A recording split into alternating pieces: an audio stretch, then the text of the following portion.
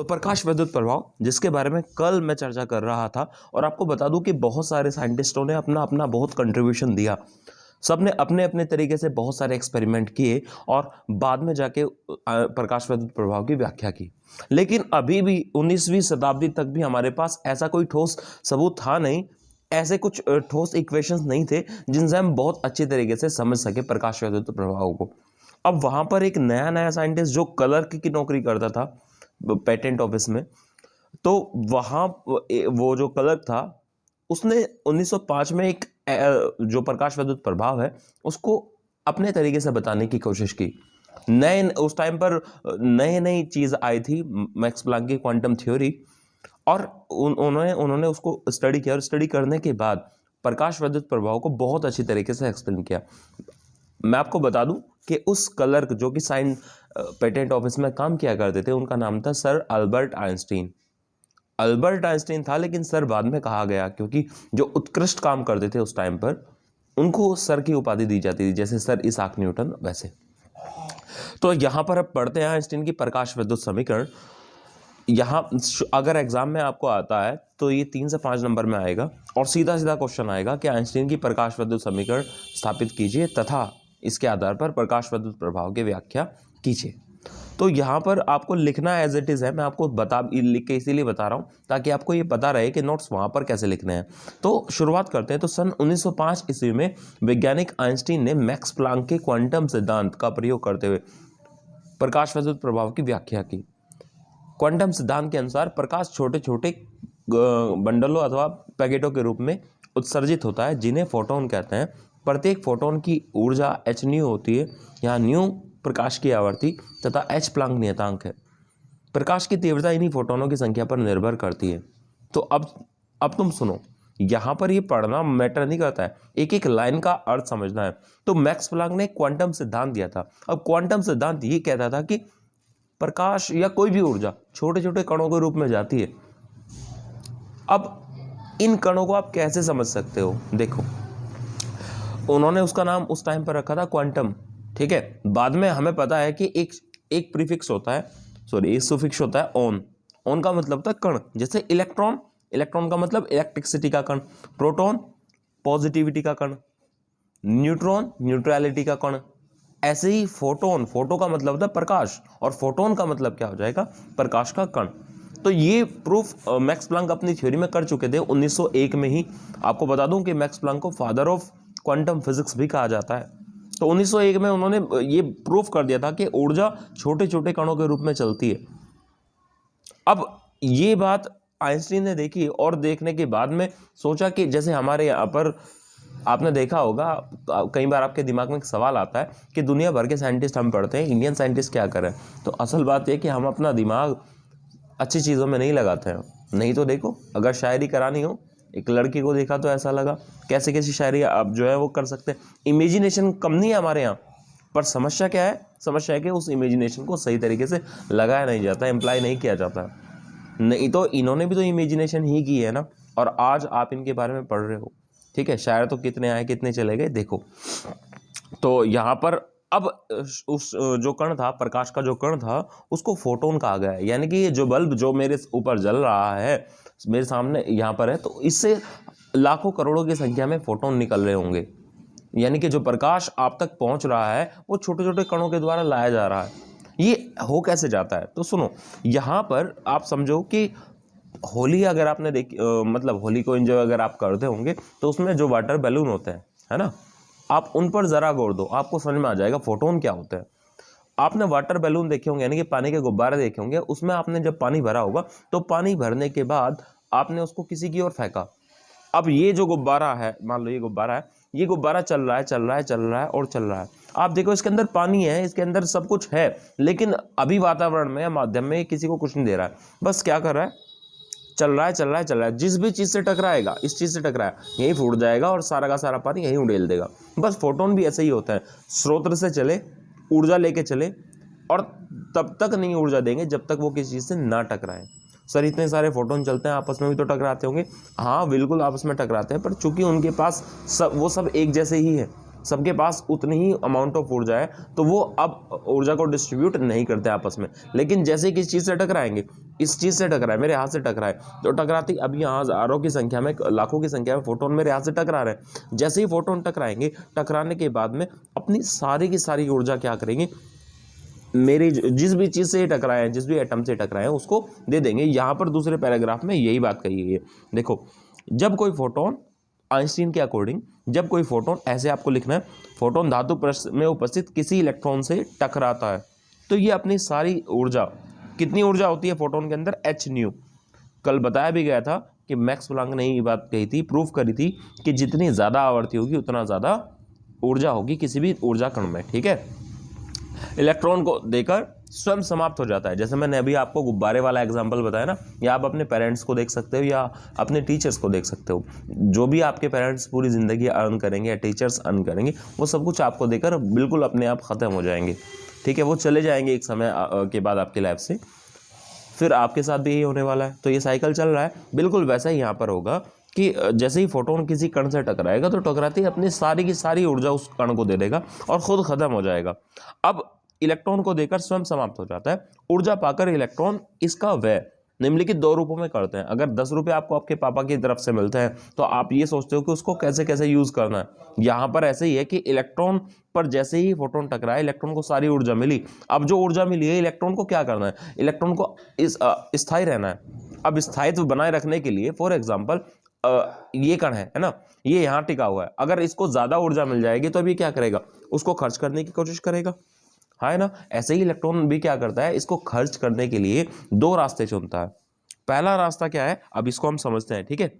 यहां तक आप लिखेंगे, इसका वह निम्नलिखित 2 रूपों में करता है। नंबर फर्स्ट, पृष्ठ तक आने में कार्यफलन के रूप में, और नंबर सेकंड, गतिज ऊर्जा के रूप में। अभी मैं इसको समझाता हूं, पर इतना आपको वहां पर लिखना है, ठीक है। अभी ये पूरा नहीं हुआ है, ये आपको बताया जा रहा है, लाइन टू लाइन आपको समझाया जा रहा है, पर नोट्स आपके साथ साथ बनवाए जा रहे हैं, ठीक है। तो स्क्रीनशॉट लेके रख लेना और ऐसे ही आपको लिखना है। अभी इसका और भी पार्ट बचा हुआ है।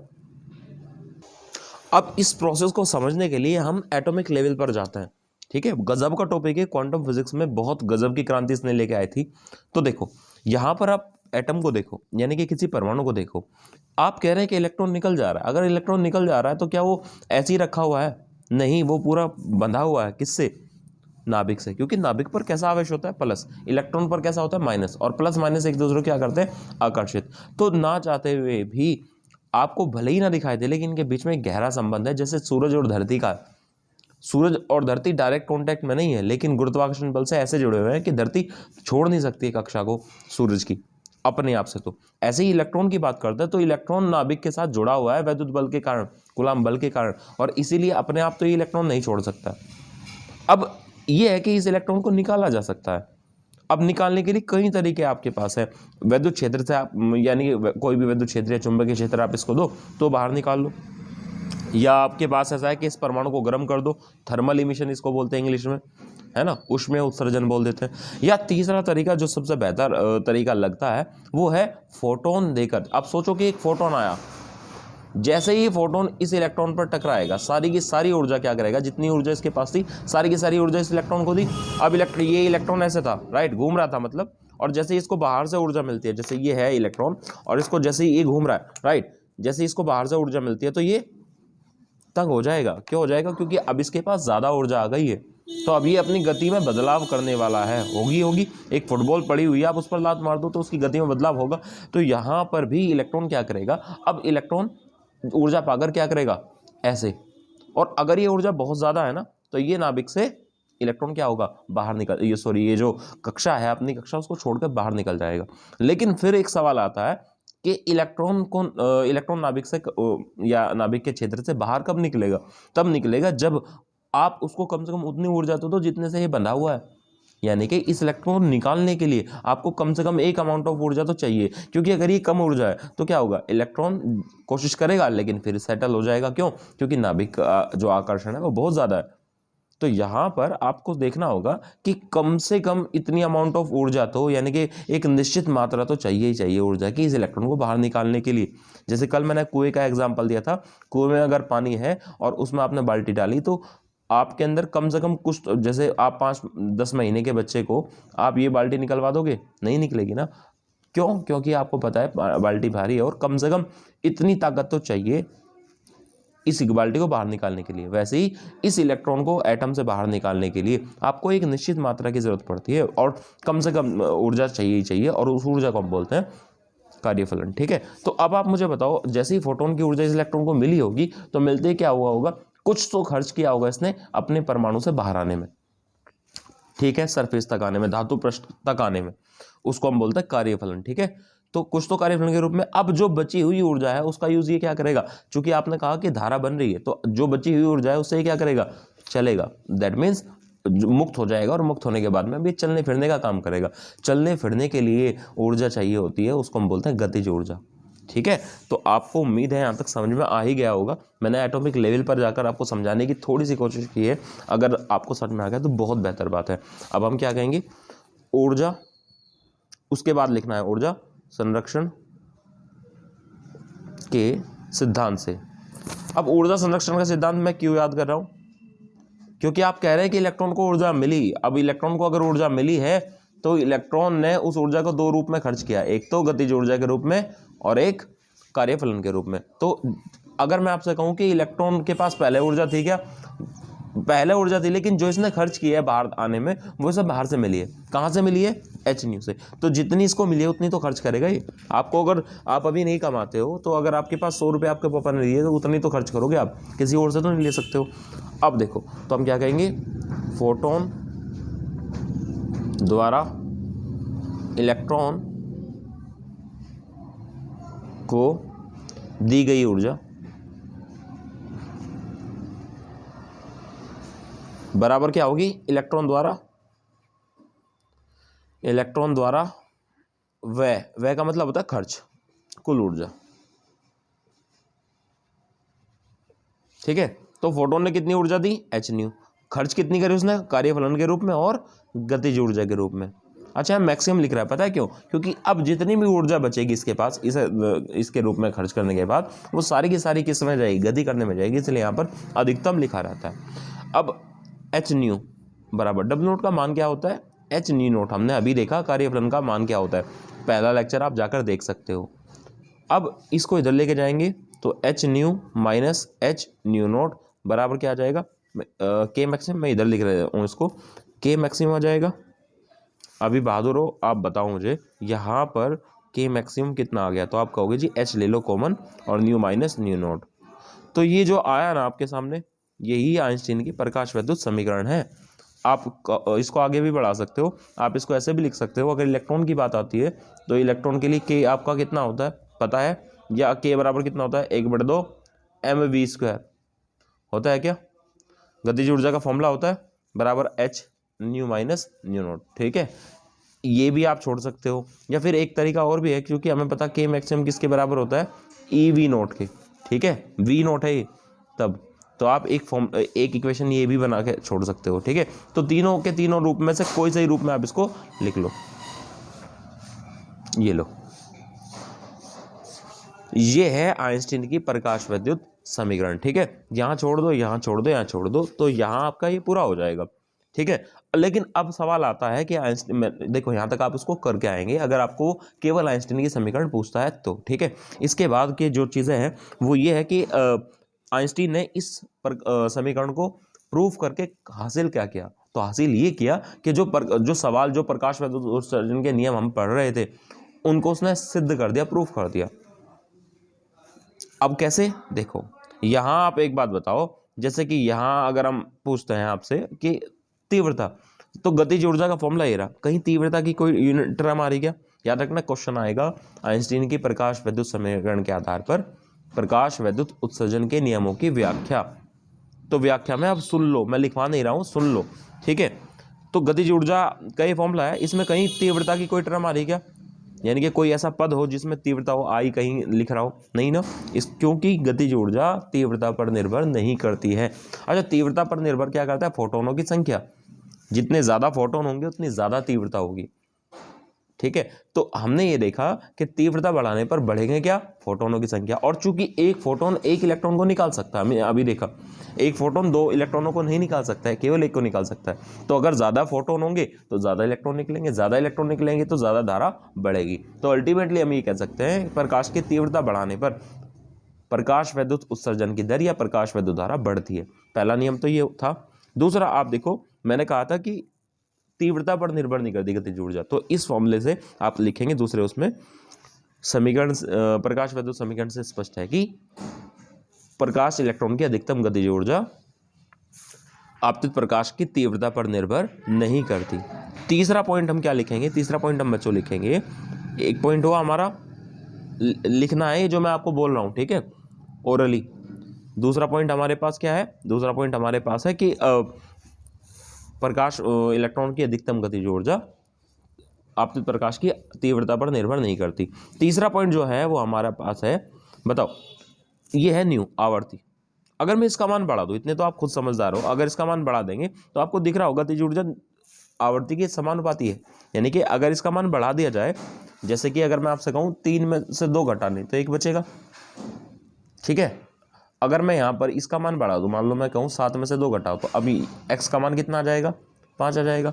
तो ऐसे ही अगर न्यू का मान बढ़ा देता हूँ मैं, तो फिर k का मान क्या हो जाएगा, अपने आप ही बढ़ जाएगा। तो तीसरा पॉइंट क्या था हमारे पास, तो हम कहेंगे प्रकाश विद्युत समीकरण से स्पष्ट है कि प्रकाश इलेक्ट्रॉनों की अधिकतम गतिज ऊर्जा आवर्ती पर, आपतित प्रकाश की आवर्ती पर निर्भर करती है। यहाँ तक कोई डाउट नहीं है। अच्छा, चौथा पॉइंट क्या है हमारे पास, चौथा पॉइंट है देहली आवर्ती की व्याख्या। तो देखो, सब बता रहे थे देहली आवर्ती, लेकिन देहली आवर्ती की व्याख्या सबसे पहले आइंस्टीन ने की थी, और देखो कितनी बेहतर की थी।